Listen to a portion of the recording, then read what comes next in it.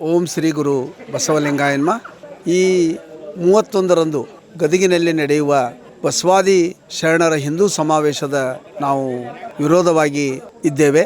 ಬಸವಾದಿ ಶರಣರನ್ನು ಯಾವಾಗ ಈ ಹಿಂದೂ ಮನುವಾದಿಗಳು ದುರ್ಬಳಕೆ ಮಾಡ್ತಾ ಇದ್ದಾರೆ. ಯಾಕಂದ್ರೆ ಈ ಸರ್ಕಾರ ಮೊದಲೇಕ ಈ ಬಸವಾದಿ ಶರಣ ಅವರು ಹೆಸರು ಯೂಸ್ ಮಾಡ್ತಿದ್ದಿಲ್ಲ ಈ ಹಿಂದೂವಾದಿಗಳು.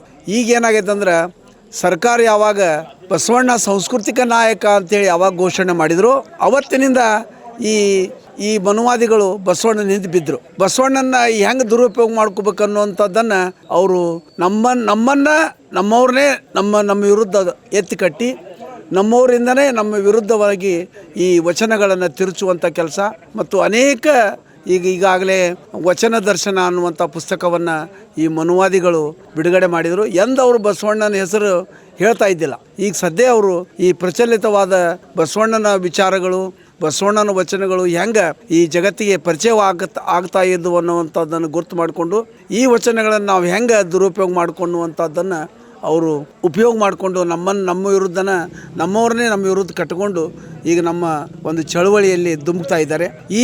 ಈ ಒಂದು ಹಿಂದೂ ಸಮಾವೇಶಕ್ಕೆ ನಮ್ಮದು ತೀವ್ರ ವಿರೋಧ ಇದೆ. ಅವರು ಬರೀ ಹಿಂದೂ ಸಮಾವೇಶ ಮಾಡ್ತಾ ಇದ್ರೆ ನಮ್ಮದು ವಿರೋಧ ಮಾಡ್ತಿದ್ದಿಲ್ಲ.